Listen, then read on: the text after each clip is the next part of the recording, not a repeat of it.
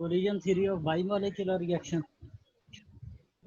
अच्छा, आज theories of chemical kinetics के अंदर हमने जो अब तक डिस्कस किया है, इसमें हमारे पास एक चीज़ तो ये है कि concentration and temperature have major effects on the rate of reaction.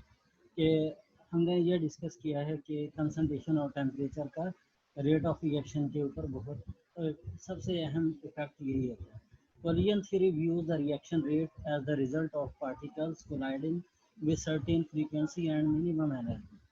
अच्छा, और कोलिजन थ्योरी के अंदर हमने एक और चीज़ जो देखी थी वो ये था कि rate of reaction as the result of particles colliding with certain frequency and minimum energy. यानी इसका मतलब ये है कि अगर हम कोई रेट ऑफ रिएक्शन के ज़रिए कोई प्रोडक्ट फॉर्म करना चाहते हैं, यानी रेट ऑफ रिएक्शन को इन्हेंस करना चाहते हैं, तो उसके लिए हमें जिस चीज़ की ज़रूरत होती है वो होती है सर्टेन फ्रीक्वेंसी। सर्टेन फ्रीक्वेंसी का मतलब ये है कि आपके पास ऐसी फ्रीक्वेंसी होनी चाहिए कि उस फ्रीक्वेंसी से मॉलिक्यूल एक दूसरे के साथ कोलाइड करें। And minimum energy, minimum energy का मतलब क्या है कि आपकी जो ये यानी ये समझ लें कि एक्टिवेशन ऑफ एनर्जी होने के बराबर की आपके पास कम से कम एनर्जी होनी चाहिए किसी भी रिएक्शन को प्रोसीड करवाने के लिए या रेट ऑफ रिएक्शन को इन्हेंस करवाने के लिए। और transition state theory offers a close up view of how energy of a collision converts reactant to product. और इसके अलावा हमारे पास एक और थ्योरी होती है जो आगे जाके हम इसको पढ़ेंगे अभी, और वो क्या होती है ट्रांजिशन स्टेट थ्योरी। और ये हमें क्या बताती है, ये हमें बताती है how the energy of collision के मॉलिक्यूल्स की कोलिजन करवाने वाली जो एनर्जी है कन्वर्ट रिएक्टेंट टू प्रोडक्ट, के रिएक्टेंट को प्रोडक्ट में कन्वर्ट करें। तो ये जो है यानी ये वो बेसिक चीज़ें हैं जो हम थोड़ा बहुत पहले डिस्कस भी कर चुके थे, और अब हम और आगे चलते हैं। अच्छा, अब इसमें collision theory of reaction rate क्या होती है। According to theory a chemical reaction take place only by collision. यानी आपने इसके अंदर जो पॉइंट याद रखना है कि वो क्या है कि जो रिएक्शन रेट होता है ये किस पे डिपेंड करता है, ओनली बाय कोलिजन। किसके दरमियान, बिटवीन द रिएक्टिंग मॉलिक्यूल्स। किसके दरमियान होगा ये, रिएक्टिंग मॉलिक्यूल्स के दरमियान केमिकल रिएक्शन जो होता है सिर्फ उस पर डिपेंड करती है, यानी पार्टिकल्स, एटम्स, आइंस और मॉलिक्यूल्स, ये इनमें से किसी एक पे डिपेंड करता है। फॉर एग्जांपल आपके पास एक रिएक्टेंट ए है, ए और बी हैं, वो प्रोडक्ट फॉर्म कर रहे हैं, but not all collision are effective. ये हम पहले पढ़ चुके हैं कोलिजन थ्योरी के अंदर कि सारी की सारी collisions effective नहीं होती। Only a small fraction of collisions produce a reaction। सिर्फ कुछ फ्रैक्शंस होते हैं, स्मॉल फ्रैक्शन, यानी बहुत ही कम क्वांटिटी होती है कोलिजन की जो क्या करती है, प्रोड्यूस अ रिएक्शन, जो रिएक्शन को प्रोड्यूस करवाती है, यानी रिएक्शन को प्रोसीड करती है। इसके लिए आपके पास दो कंडीशंस होती हैं। पहली कंडीशन क्या है, colliding molecule must possess sufficient kinetic energy. कि इनके एक तो ये है कि मॉलिक्यूल्स के पास एक सफिशिएंट काइनेटिक एनर्जी होनी चाहिए टू कॉज अ रिएक्शन। दूसरा, the reacting molecule must collide with proper orientation. और दूसरा ये होना चाहिए कि मॉलिक्यूल्स की जो ओरिएंटेशन है वो प्रॉपर होनी चाहिए। यानी ये दो चीज़ों का होना ज़रूरी है किसी भी रिएक्शन को प्रोसीड करवाने के लिए। एक क्या होना चाहिए, सफिशिएंट काइनेटिक एनर्जी, और दूसरा प्रॉपर ओरिएंटेशन ऑफ मॉलिक्यूल्स होना चाहिए।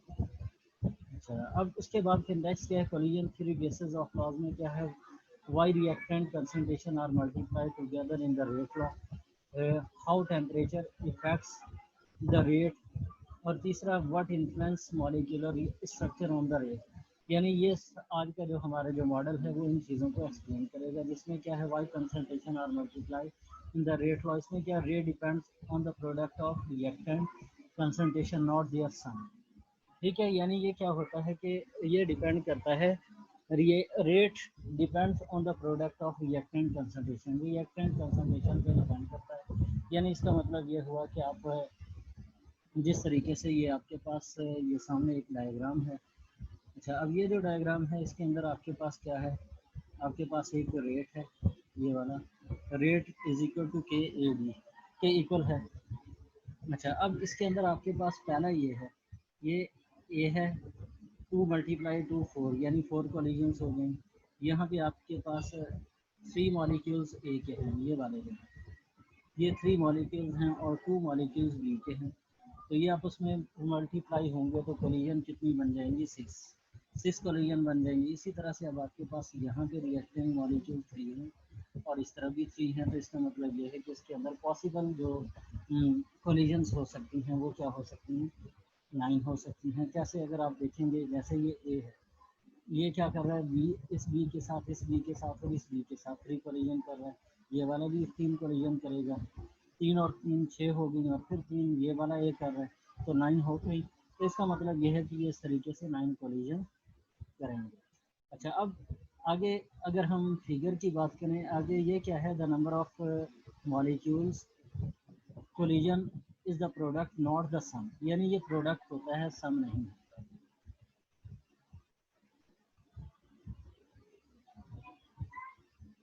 हाँ किरण, कुछ पूछना है आपने? किरण,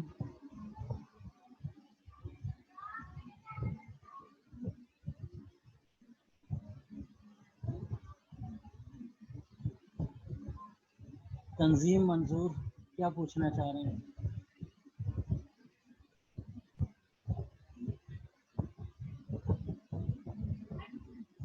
क्या हुआ, आपकी आवाज़ नहीं आ रही? अच्छा एक मिनट, मेरे ख्याल में शायद आपको म्यूट किया हुआ। हाँ अब बोल, अब अपने आप को अनम्यूट करके बोलो। सर आपकी आवाज़ बहुत स्लो आ रही है सर। स्लो आ रही है? जी सर। अब कुछ सही हुई? सर ये जी सर अब से ठीक आ रही है सर। इसकी जरा पहले स्लाइड शो कीजिएगा, आपने स्टार्ट कहाँ से किया? स्टार्ट में तो मैंने वो जो पहले पिछले जितने लेक्चर हुए उनसे रिलेटेड थोड़ी सी नॉलेज दी है, यानी जो हमने पहले 2 लेक्चर किए थे ना, एक तो किया था हमने जी कोलिजन थ्योरी का और एक किया था हमने यूनिमॉलिक्यूलर रिएक्शन ऑफ का किया था, कोलिजन थ्योरी और यूनिमॉलिक्यूलर रिएक्शन। ये उसी से रिलेटेड थोड़ा सा हमने जो पहले डिस्कस किया हुआ था वही मेन पॉइंट्स डिस्कस किया था। यानी ये वाली जो स्लाइड है इसके बाद हमारा असल लेक्चर शुरू होगा। ठीक है सर। अच्छा, आगे क्या है, increasing the temperature of reaction increases the average speed of particles. ये तो आपको पता है कि अगर हम क्या करते हैं, किस चीज़ को बढ़ाते हैं, इंक्रीजिंग द टेम्परेचर, कि अगर आपने टेम्परेचर को इंक्रीज किया, reaction increases the average speed, तो रिएक्शन क्या करेगा, आपकी किस चीज़ को बढ़ा देगा, एवरेज स्पीड ऑफ पार्टिकल्स को बढ़ा देगा। And therefore their collision frequency, और इसके साथ साथ किस चीज़ को बढ़ाएगा, आपकी कोलिजन फ्रीक्वेंसी को। यानी इसमें जो पॉइंट हमारे पास जहन में आता है वो क्या है, इंक्रीजिंग द टेम्परेचर। आपने टेम्परेचर बढ़ाया, टेम्परेचर के बढ़ाने से एवरेज स्पीड ऑफ पार्टिकल्स भी बढ़ जाएगी और कोलिजन फ्रीक्वेंसी भी बढ़ जाएगी। समझ आया कुछ कि टेम्परेचर के बढ़ाने से क्या क्या बढ़ेगा?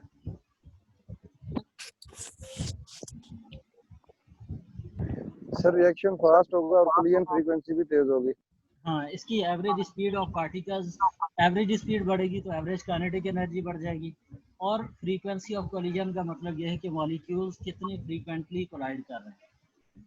अच्छा, but collision frequency can not be only factor affecting the rate, और हमें यह भी पता है खाली कोलिजन फ्रीक्वेंसी ही इस पर डिपेंड नहीं करती। In fact the vast majority of collision, ये किसी क्लोज कंटेनर में होगा ना सर?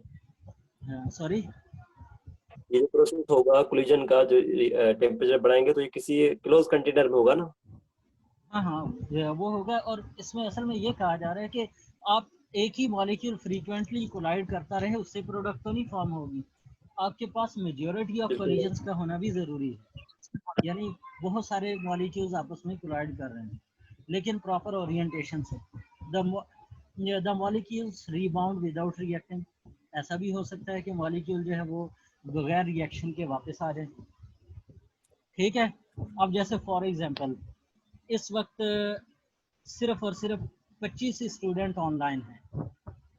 अब ज़रूरी नहीं है कि मैं जो आपको समझा रहा हूँ फॉर एग्जांपल कि ये आपके माइंड के मॉलिक्यूल्स के साथ मेरे बोलना जो है कोलिजन कर रहा है। ठीक है, अब ये ज़रूरी नहीं है कि सारे के सारे मॉलिक्यूल जो है उसको एब्जॉर्ब कर लें और रिएक्शन हो जाए, यानी सारे सबको समझ आ जाए। ये भी हो सकता है कि किसी के मॉलिक्यूल से टकराने के बाद मेरा जो कॉन्सेप्ट है वो दोबारा से रिबाउंड हो जाए, यानी दोबारा से मेरे पास आ जाए और वो रिएक्शन ना हो जिस तरह से हम करना चाहते हैं। क्या ख्याल है, ऐसा होता है ना? Yes sir. अच्छा, at 1 atmosphere and 20 degree, the molecules in a milliliter of gas experience about 10 raised to power 27 collision per second. यानी अगर आपके पास 1 एटमॉस्फेयर टेम्परेचर हो, 20 डिग्री सेंटीग्रेड टेम्परेचर हो और आपके पास मिलीलीटर्स ऑफ गैस के अंदर जो मॉलिक्यूल्स होंगे उनकी जो कोलिजन होगी वो ये है, क्या होगी? 10 raise to power 27 collision per second. एक सेकंड के अंदर इतनी कोलिजन होंगी और about 4 multiply 10 raise to power 7 collision per molecule, या पर मॉलिक्यूल इतनी कोलिजन हो सकती है। So their reaction would be over in less than 1/10 millionth of a second. यानी इसका मतलब ये है कि एक सेकंड के अंदर 1 मिलियन टेंथ से भी कम कोलिजन हो सकती है। यानी देखा जाए तो कोलिजन के चांसेस बहुत ही कम होंगे, चाहे जितना मर्जी बड़े पैमाने पे इसको किया जाए।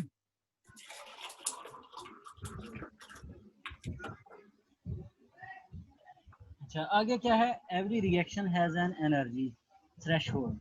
हर रिएक्शन की एक थ्रेशोल्ड एनर्जी होती है। थ्रेशोल्ड एनर्जी का मतलब क्या है?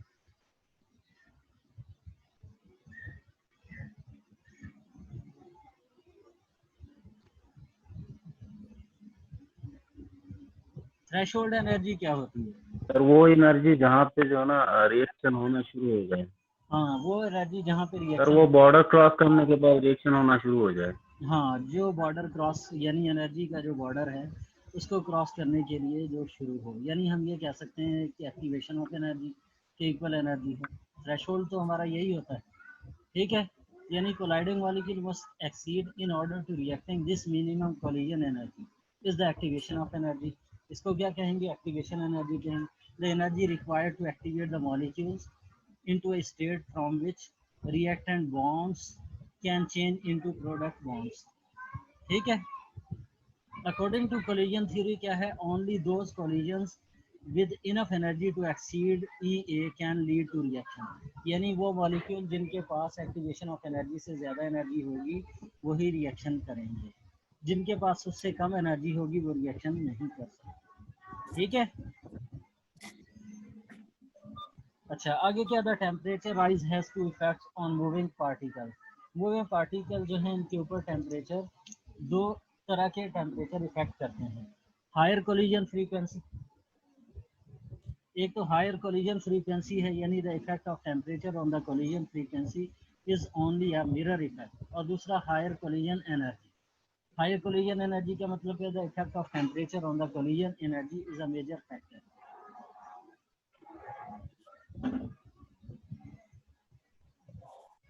जैसे आपके फॉर एग्जांपल आपके पास एक ये ग्राफ है जिसके एक्स एक्सिस पे कोलिजन एनर्जी है और इस तरफ फ्रैक्शन ऑफ कोलिजन है। अब आपने क्या किया? एक ग्राफ बनाया जिसमें क्या है? T1 है और दूसरा जो है इसमें T2 है which is greater than T1 है। अच्छा, अब आप eight T2 where T2 is greater than T1 the larger fraction of collision have enough energy to exceed EA। यानी ये देखें, ये जो है ये बाद वाला जो है T2 वाला जो है इसकी एनर्जी T1 से ज़्यादा है, इसकी एनर्जी तो T1 से ज़्यादा है। और ये जो है इसके पास ये नीचे का जो एरिया है, यानी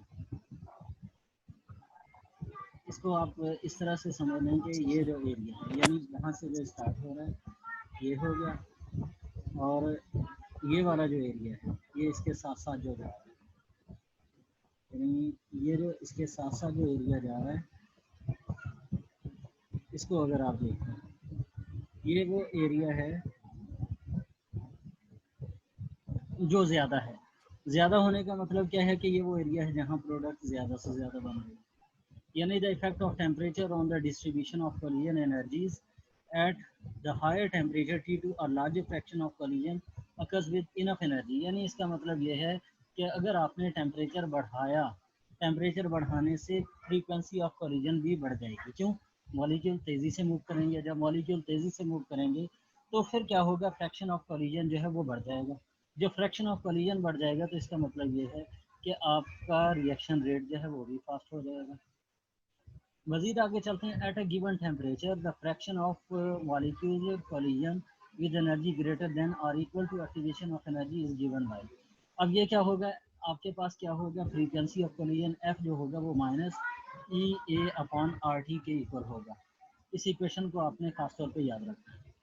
ये जो इक्वेशन है F is equal to e minus exponential minus E A upon R T. एक काम करें, अगर आप लोगों के पास कॉपी पेंसिल है तो आप इस इक्वेशन को अलग से नोट करके रखें। अच्छा, अब ये जो है ये क्यों है, क्यों मैं आपको लिखने का कह रहा हूँ, क्योंकि आगे ये सारी इक्वेशन हम यूज़ करेंगे। पहली चीज़ क्या है, आपके पास ये ई है। E is the base of natural logarithm, natural logarithm के बेस है ये। और टी क्या है, टी आपके पास क्या चीज़ है, T is the absolute temperature. Absolute temperature का मतलब क्या है, आपने केल्विन के अंदर टेम्परेचर लेना है। और आर यूनिवर्सल गैस कांस्टेंट है, यानी आपके पास जो फ्रीक्वेंसी ऑफ कोलिजन का फार्मूला है वो आपके पास ये है। उसके बाद अगर आप ये वाला जो रिएक्शन देखें तो ये मैंने पिछले लेक्चर में भी आपको समझाया था कि आपके पास ए और बी दो रिएक्शन हैं। ये क्या कर रहे हैं, ये इस तरीके से प्रोडक्ट बना रहे हैं 2AB। और ये वाला जो हिस्सा है ये इनके दरमियान क्या चीज़ है, ये इनके दरमियान है एक्टिवेशन ऑफ एनर्जी। अब एक मॉलिक्यूल आपके पास EA है और AA है और दूसरा BB है, दोनों कंबाइन हुए तो इन्होंने 2AB बना दिया। यानी अब क्या हुआ है, यहाँ पे 2AB बन गया। जब 2AB बना, अब आप क्या करेंगे, अब आपके पास the magnitude of both E and T effect the fraction F of the sufficiently energetic collision. यानी जो आपके पास जो फ्रैक्शन ऑफ कोलिजन है, इन दोनों के ऊपर जिस चीज़ का असर होता है वो होती है एक्टिवेशन ऑफ एनर्जी। यानी इसके ऊपर किस चीज़ का असर होता है, एक होता है एक्टिवेशन ऑफ एनर्जी का असर और दूसरा होता है टेम्परेचर का असर। In the top portion temperature is held constant. यानी आप क्या करते हैं, टेम्परेचर को फॉर एग्जांपल आपने क्या कर दिया, कांस्टेंट कर दिया। यानी आपका जो टेम्परेचर है, टेम्परेचर को आपने कांस्टेंट कर दिया।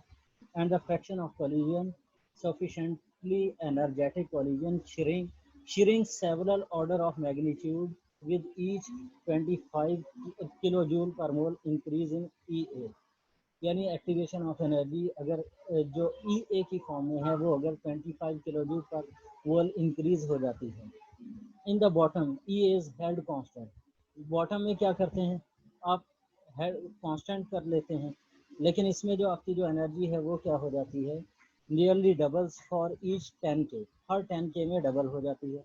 राइज इन टेम्परेचर, यानी आप टेम्परेचर बढ़ा देते हैं। ये बिल्कुल वही चीज़ है, आपको याद होगा मैंने आपको अलग से एक टेबल बना के दिखाई थी जिसमें मैंने ये कहा था 10 डिग्री टेम्परेचर राइज हो तो डबल हो जाएगा। जैसे मैंने x से शो किया था, फिर उसको 2x कर दिया, फिर 4x कर दिया, ये वही चीज़ है। लेकिन इसमें ये वैल्यूज से समझाया हुआ है और उसमें मैंने आपको एक जनरल तरीका बता दिया, इसको आपने दोबारा से सही से देख लेना है। अच्छा, अब क्या है, therefore the smaller the activation energy और higher the temperature. Activation of energy अगर आपकी स्मॉलर है, higher temperature the larger the fraction of sufficiently energetic collision. तो इसका मतलब ये है कि एनर्जेटिक कोलिजन जो है सफिशिएंटली क्या हो जाएंगी, ज़्यादा हो जाएंगी। The larger the value of K, और वैल्यू ऑफ के भी बढ़ जाएगी। And higher the reaction rate, और रिएक्शन रेट हायर हो जाएगा।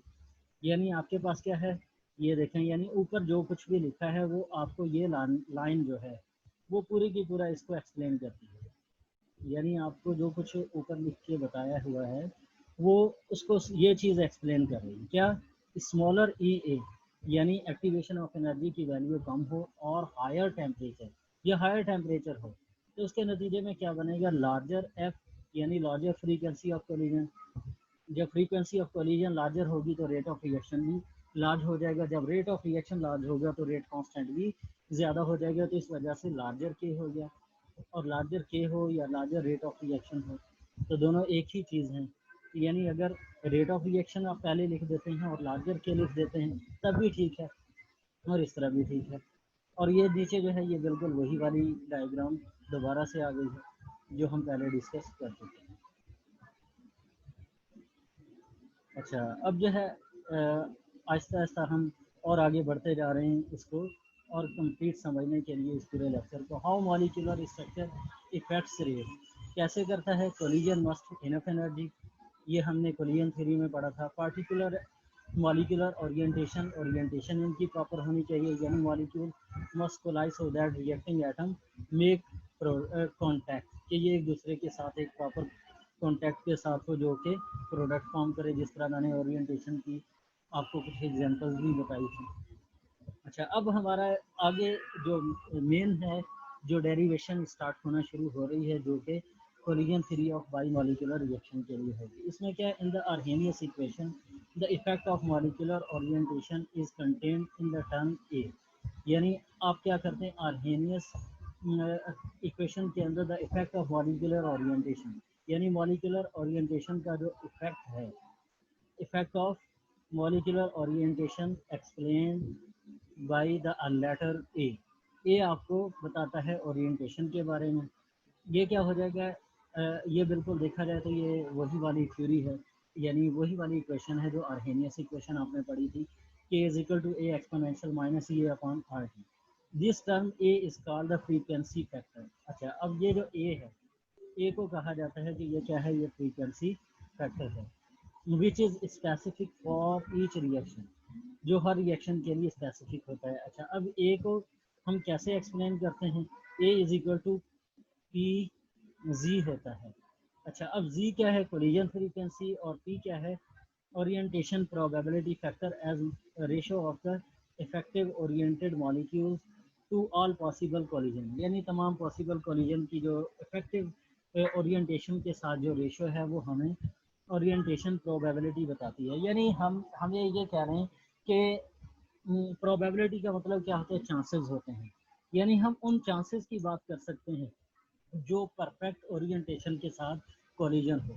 यानी जैसे मैं आपको समझा रहा हूँ, अब मैं कौन सी ओरिएंटेशन यूज़ करूँ समझाने की, आपको क्या आपको समझ आ जाए, मॉलिक्यूल कौन सी प्रोबेबिलिटी यूज़ करें ओरिएंटेशन की कि वो ज़्यादा से ज़्यादा प्रोडक्ट बनाए। ठीक है, क्लियर हो गया, समझ आ रहा है। आयशा जावेद, गजनफर अब्बास,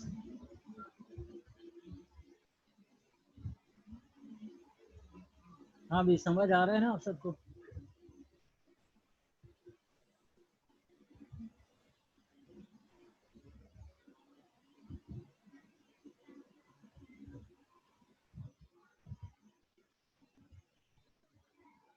हाँ भाई, कहाँ खो गए आप लोग, अमरेश।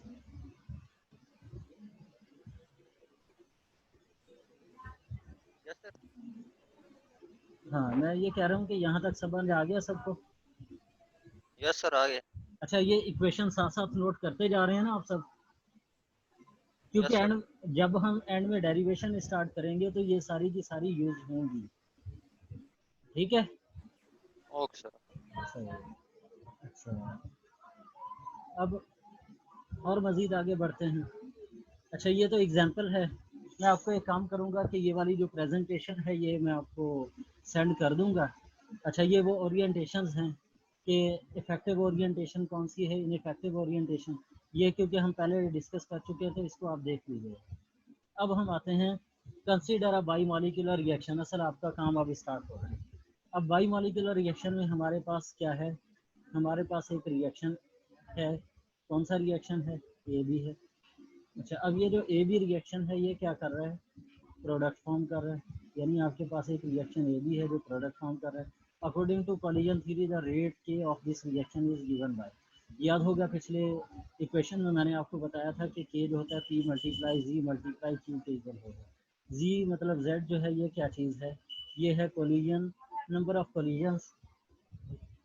कोलिजन्स पर सेकंड बिटवीन मॉलिक्यूल्स, के नंबर ऑफ कोलिजन्स पर molecule between number of collisions पर सेकंड बिटवीन मॉलिक्यूल जो है उसको जी यानी जेड से शो करते हैं।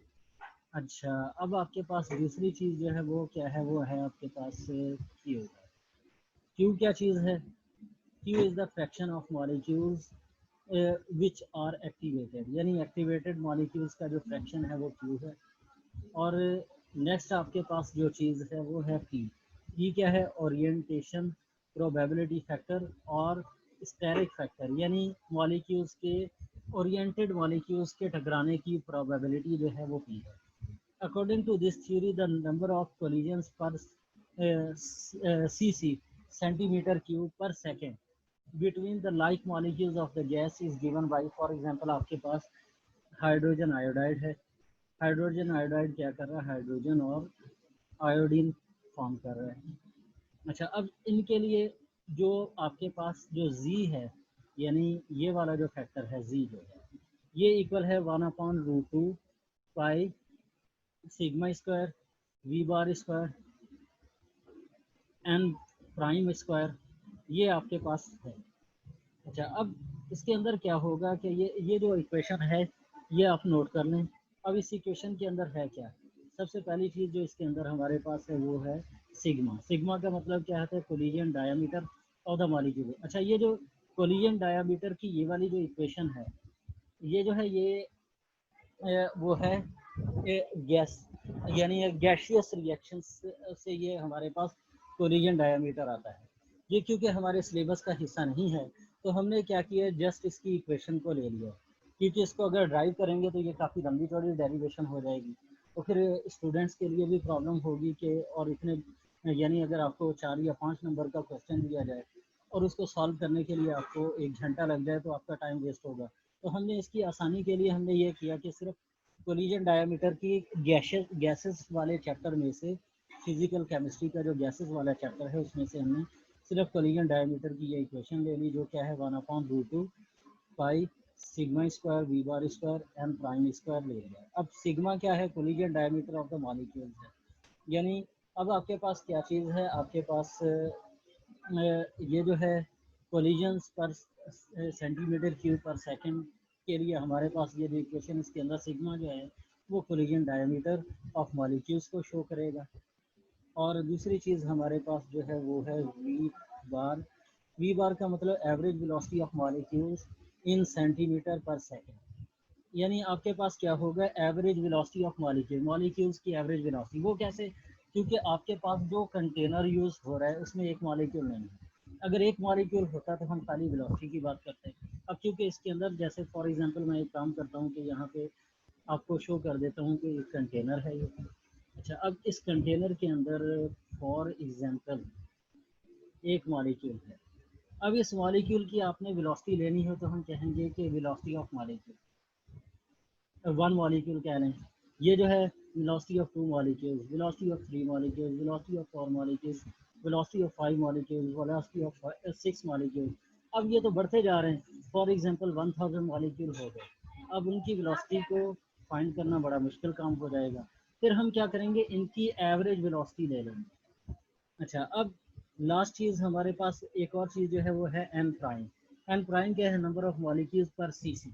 यानी फॉर एग्जांपल कि मैं सपोज कर लेता हूँ कि मैं एक स्क्वायर बनाता हूँ यहाँ पे। ये सर आप गौर से देखें, कोशिश करते हैं कि एक जैसा स्क्वायर हो। क्या ख्याल है, ये एक जैसा स्क्वायर है?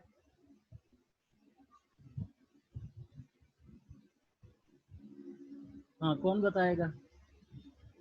अक्सर, अमरेज। फॉर एग्जांपल ये जो मैंने छोटा सा स्क्वायर बनाया है ये एक जैसा है। अब इस तरफ नीचे की साइड पे जो है ये है सेंटीमीटर है। ये क्या है? सेंटीमीटर। अब इस साइड से भी ये है सेंटीमीटर। अब अगर आप सेंटीमीटर को सेंटीमीटर से मल्टीप्लाई कर दें तो सेंटीमीटर क्यूब हो जाएगा, जिसको हम सीसी से भी शो कर सकते हैं। तो अब ये क्या होगा? नंबर ऑफ मॉलिक्यूल्स पर सीसी, के ये पर सीसी के अंदर कितने मॉलिक्यूल्स मौजूद हैं, ये आपको एन प्राइम बताएगा।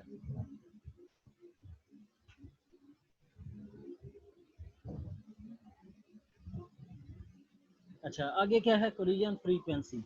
अच्छा, कोलिजन फ्रीक्वेंसी क्या होगी? ये सारी की सारी इक्वेशंस आप अलग से नोट करते जाएं, क्योंकि एंड में जब हमें इसको रिकॉल करने की ज़रूरत पड़ेगी तो फिर वो ना हो कि आप सोचते रह जाएं कि कौन सी इक्वेशन है। अच्छा, अब आगे क्या है, the number of collisions which take place in 1 second among the molecules present in 1 centimeter cube of the gas। अच्छा, कोलिजन फ्रीक्वेंसी होती क्या है? कोलिजन फ्रीक्वेंसी आपके पास ये होगी the number of collisions which take place in 1 second. 1 second के अंदर जो नंबर ऑफ कोलिजन्स होंगी उसको कोलिजन फ्रीक्वेंसी कहेंगे। किसके दरमियान? Among the molecules present on 1 centimetre cube of the gas, यानी 1 सेंटीमीटर क्यूब गैस के अंदर मॉलिक्यूल्स 1 सेकंड के अंदर कितना कोलाइड कर रहे हैं, यानी कितनी के नंबर ऑफ कोलिजन्स कितनी हो रही हैं, वो उसकी कोलिजन फ्रीक्वेंसी होगी। या हम ये कह सकते हैं कि number of molecules collision take place per second per unit volume, यानी अगर आपने रटे वाली डेफिनेशन याद रखी है तो फिर आप ये सेकंड वाली डेफिनेशन याद रखें। यानी इसके अंदर आप क्या करेंगे, आप ये कहेंगे कि the number of molecular collision take place per second per unit volume. यानी देखा जाए तो ये ऊपर वाला ही है, ऊपर जो कुछ था, ऊपर हमने एक्सप्लेन करने वाले तरीके में बता दिया और नीचे हमने रटने वाले तरीके में बता दिया है। हाँ, ये भी कह सकते हैं कि नीचे वाला जो है हमने रटने वाले तरीके में नहीं, फुल कॉन्सेप्ट वाले तरीके से बताया है। यानी अगर आप कॉन्सेप्चुअल वे में सोचते हैं फिर आपको ऐसा लगेगा कि ये फुल कॉन्सेप्ट हमें नीचे से मिल रहा है, और कुछ लोग ऐसे हैं जिनको वर्डिंग यूज़ करना मुश्किल लगता है, उनके लिए ऊपर वाला अच्छा है। यानी the number of molecular collision take place per second per unit volume, per unit volume के अंदर पर सेकंड कितनी कोलिजन हो रही हैं, ये कोलिजन फ्रीक्वेंसी होगी। ठीक है। अच्छा, अब ये आपके पास कोलिजन फ्रीक्वेंसी की इक्वेशन आपके पास क्या है, z is equal to 1 upon root 2 pi sigma square V bar square N prime square हो गया। z is directly proportional to, किस किस के डायरेक्टली प्रोपोर्शनल है? देखा जाए तो रूट 2 के अलावा सबके डायरेक्टली प्रोपोर्शनल है। किसके डायरेक्टली प्रोपोर्शनल है? एक तो average velocity of gas molecule और दूसरा square of the molecular diameter के भी डायरेक्टली प्रोपोर्शनल है। स्क्वायर ऑफ द मॉलिक्यूल्स पर सीसी मॉलिक्यूल्स के भी डायरेक्टली प्रोपोर्शनल है। यानी ये इन सब चीज़ों के डायरेक्टली प्रोपोर्शनल है। क्या चीज़ डायरेक्टली प्रोपोर्शनल है? जी, यानी कोलिजन फ्रीक्वेंसी जो है वो इन सब के डायरेक्टली प्रोपोर्शनल है। और थोड़ा सा आगे बढ़ते हैं। अच्छा, अब कोलिजन डायमीटर क्या होगा?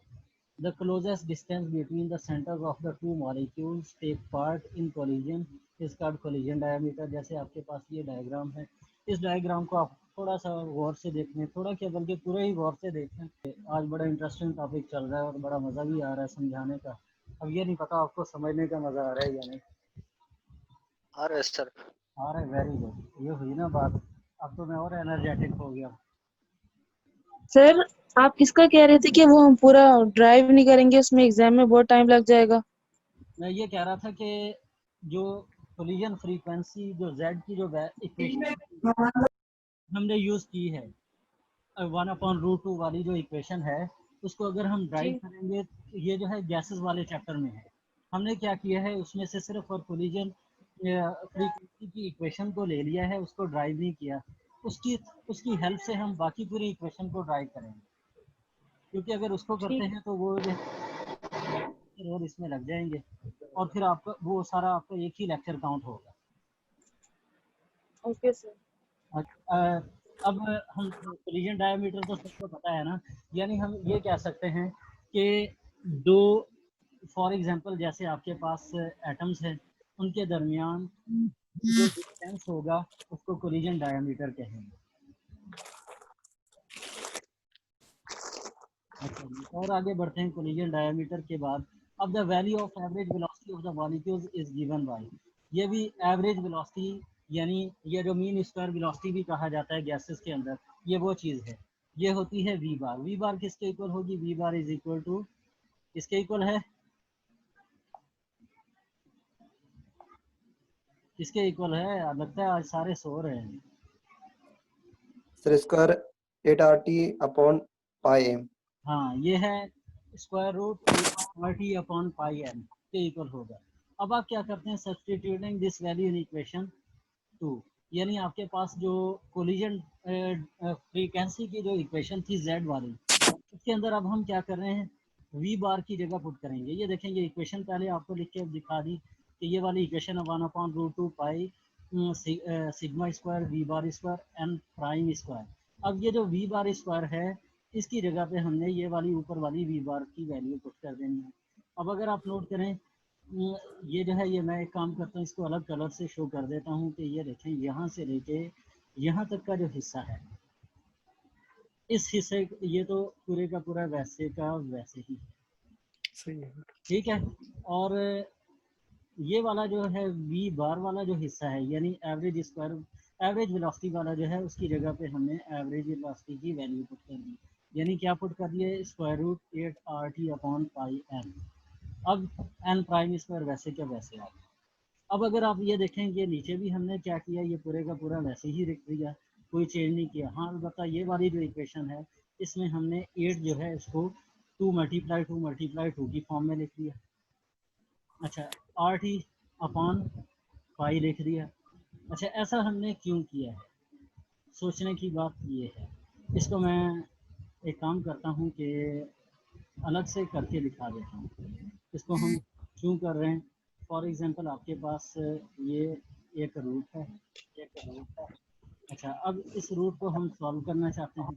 सॉल्व कैसे करेंगे, 2 मल्टीप्लाई 2 इस तरह से ही करेंगे। जब इस तरह से करेंगे तो अब क्या होगा, ये हो जाएगा 2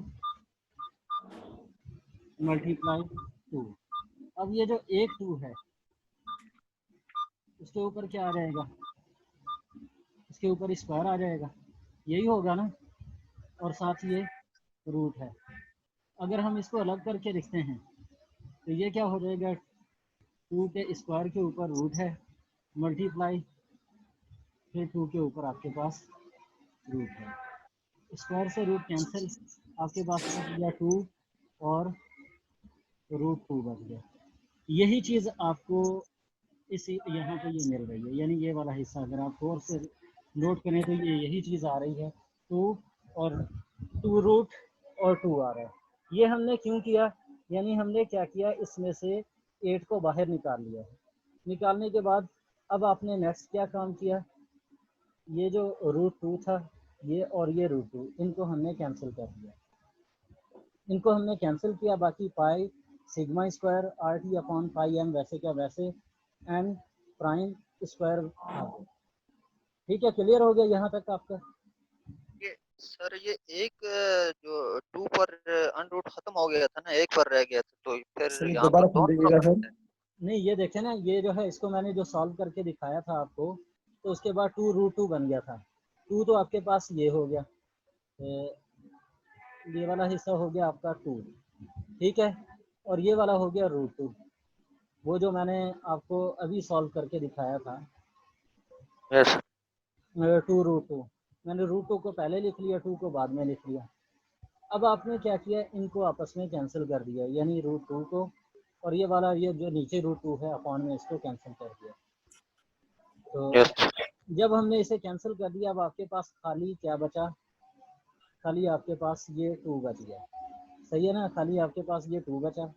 बाकी ये जो ये वाला जो पाई है ये हमारे पास ये नीचे आ गया, सिग्मा स्क्वायर ये वाला, ये सिग्मा स्क्वायर भी आपके पास वैसे का वैसे आ गया, और ये वाला रूट वाली वैल्यू पूरी की पूरी जो है ये पूरी वैसे के वैसे ही आ गई, और एन प्राइम स्क्वायर जो है ये वैसे के वैसे एन प्राइम स्क्वायर आ गया। यानी जस्ट हमने क्या किया है, इनको आपस में कैंसिल किया और कुछ भी नहीं किया।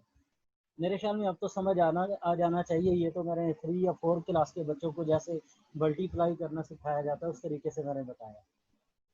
आ गया समझ? यस सर आ गया। हाँ वेरी गुड, ये हुई ना बात। मैंने कोशिश की है कि आपका लेवल तो खैर इससे हाई है, फिर भी मैंने और नीचे आने की कोशिश की है। अच्छा जी, अब और आगे चलते हैं। अब आपके पास ये इक्वेशन हमारे पास बची थी, यही इक्वेशन थी ना। यस सर अच्छा अब जब ये इक्वेशन आपके पास थी, अब आप क्या करते हैं कि ये अगर आप ये साइड पे देखें, साइड पे एक बड़ी अजीब सी चीज़ लिखी हुई है। अजीब मैं आप लोगों के लिहाज से कह रहा हूँ, मुझे तो अजीब नहीं लग रही। ये वाली चीज़ जो है ये क्या है, रूट है, रूट को pi multiply pi is equal to pi कर दिया। ये सही किया है या गलत किया है? हाँ भी सही है बच्चे, सर। सही किया सर। सही किया है ना, यानी सर 2 पाई थे इसलिए हाँ दोनों का अलग अलग। हाँ, यानी इसका मतलब ये हुआ कि ये वाला पाई जो है अगर हम रूट में यस लिखें तो पाई मल्टीप्लाई पाई हो सकता है। पाई स्क्वायर हो जाएगा, स्क्वायर के साथ रूट वो अंडर रूट कैंसिल हो जाएगा और पाई बचेगा। हाँ पाई बच जाएगा। ये देखें हमने क्या किया कि ये पाई मल्टीप्लाई पाई रूट के अंदर ले लिया। कौन से वाले को लिया? इस वाले को। आ गया ये समझ कि ये यस सर। खत्म करके अंडर रूट में पाई मल्टीप्लाई पाई कर दिया, RT अपॉन नीचे वाला जो पाई m था वो वैसे का वैसे रहा। अच्छा आगे n डैश यानी n प्राइम स्क्वायर हो गया। अब आपने क्या किया कि ये वाली जो इक्वेशन है इसको गौर से देखें। अब आपने क्या किया कि आपके पास क्योंकि ऊपर 2 पाई थे, उनमें से एक पाई से नीचे वाला पाई कैंसिल हो गया, अब ऊपर ही सिर्फ एक पाई बचा। अगर आप ये देखें ये वाली इक्वेशन पूरी की पूरी जो है, अगर इस इक्वेशन को आप देखते हैं ये पूरी की पूरी इक्वेशन वैसे की वैसे ही आ गई, यानी 2 sigma square n prime square वैसे का वैसे आ गया और पाई से पाई कैंसिल हो गया तो बाकी पाई RT अपॉन m बच गया। ये आपकी होगी equation number 3। Is that clear? Clear हो गया? आगे चलें। Yes sir. अच्छा जी, यस सर। अब आगे क्या है? The fraction of molecules Q which are sir yes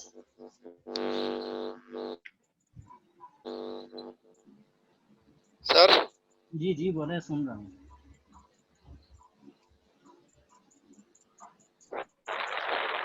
हाँ साजिद आप बोल रहे हैं कुछ? सर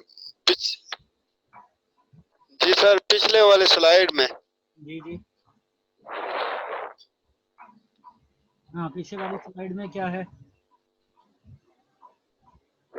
स्लाइड दिखा दे सर वो पिछले वाले। हाँ ये देख लें, पिछली स्लाइड देख लें।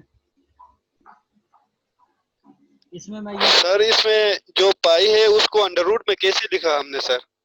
ये देखो ना, ये क्या होता है, under root pi multiply pi जो है वो पाई के इक्वल है। तो ये वाला जो पाई वाला था इसको हमने अंडर रूट में लिया तो पाई मल्टीप्लाई पाई हो गया। ये देखो ना, वो अंडर रूट में क्यों लेंगे सर? उसकी अंडर कोई वजह? उसकी वजह यह है कि हम चाह रहे हैं कि ये जो अपॉन में पाई है ये कैंसिल हो जाए। अच्छा सर। हाँ इसको खत्म करने के लिए हमने ये किया। ठीक है ठीक है सर। Sir thank you. अच्छा जी, अब ये देखें, अब क्या है? The fraction of molecules Q which are activated is given by। अच्छा अब एक्टिवेटेड मॉलिक्यूल्स का मतलब क्या है? जैसे ये देखें, ये आपके पास ये n प्राइम ऊपर लिखा हुआ है n प्राइम स्टेरिक, यानी n prime steric upon n prime जो होता है, तो ये जो होता है n prime steric upon n prime जो है ये किसके इक्वल होगा? Q के इक्वल। Q का मतलब क्या? Fraction of molecule. Fraction of molecules जो है, यानी देखा जाए तो ये मॉलिक्यूल्स यानी एक सिंपल मॉलिक्यूल होते हैं, एक होते हैं एक्टिवेटेड मॉलिक्यूल। सिंपल मॉलिक्यूल का मतलब क्या है? इसको हम कुछ इस तरीके से समझ सकते हैं कि जैसे फॉर एग्जांपल एक आपके पास एनर्जी स्टेट ये है, एक एनर्जी स्टेट ये है। अब आपके पास जो मॉलिक्यूल है पहले वो था इस एनर्जी स्टेट पे, ठीक है, यहाँ से वो चला गया इस एनर्जी स्टेट पे।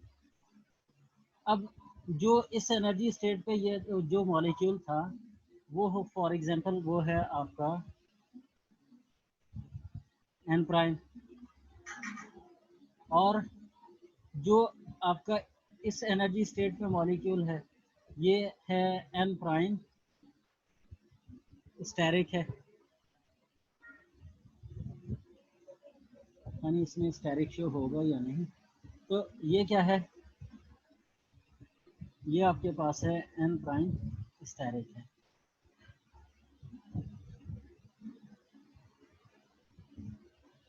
ठीक है, यानी ये वाला कौन सा है? सिंपल एनर्जी स्टेट है, और ऊपर वाली कौन सी है? Activated energy state. यानी इसका मतलब ये हुआ कि एक्टिवेटेड एनर्जी स्टेट और सिंपल जो है नॉर्मल एनर्जी स्टेट के दरमियान जो रेशो होगी वो होगी fraction of molecule N steric upon N prime steric upon N prime जो है ये इक्वल होता है E minus E A upon R T के इक्वल होता है। अच्छा ये जो है ये चीज़ क्या है, ये कि आपके पास आ गया फ्रैक्शन ऑफ मॉलिक्यूल्स आ गया।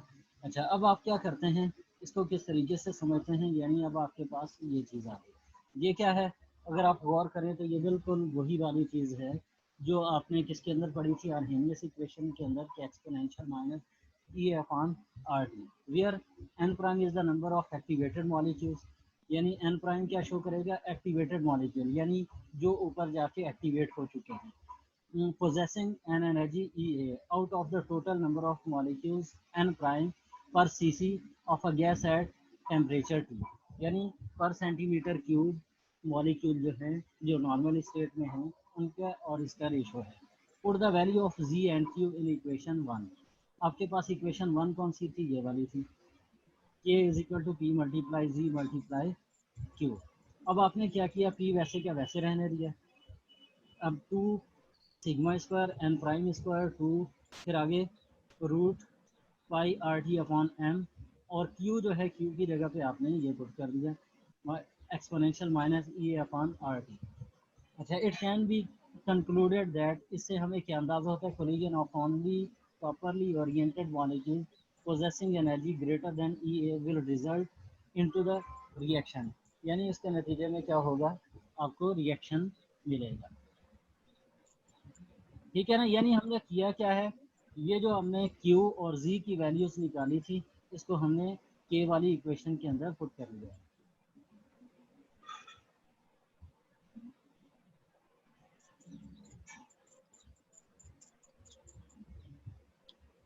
ठीक है, समझ आ गया सबको? जी सर। मुश्किल तो नहीं है? सर ये लास्ट स्लाइड जरा दोबारा निकालिएगा। अच्छा लास्ट स्लाइड दोबारा नो सर, कोई मुश्किल नहीं। Sir 1 minute. चलें 1 मिनट के लिए निकाल देते हैं, 1 मिनट से ज़्यादा नहीं लेना है आपने, ठीक है? जी सर। अच्छा ये वाली स्लाइड आप दोबारा देखना चाह रहे हैं, ये नज़र आ रही है सब आपको? सर मुझे ये क्लियर नहीं हुआ, ये आपने क्या बताया, ये एन पाई स्टेरिक ये जो रेशो में ये क्या बता रहा है?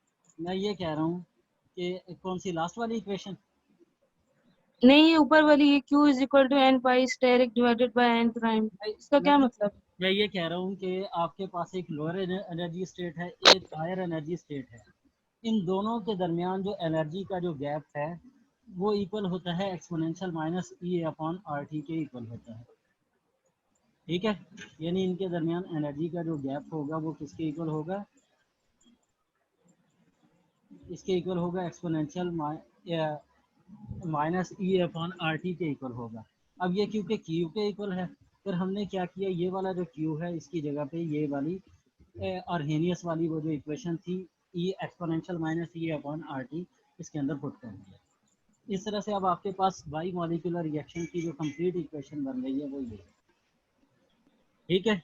और इससे हमें कंक्लूड क्या हो रहा है, collision of only properly oriented molecules possessing energy greater than E a, यानी प्रॉपरली ओरिएंटेड मॉलिक्यूल्स की जो एनर्जी होती है वो एक्टिवेशन ऑफ एनर्जी से ज़्यादा होती है। ये हमें ये इक्वेशन शो कर रही है, ठीक है?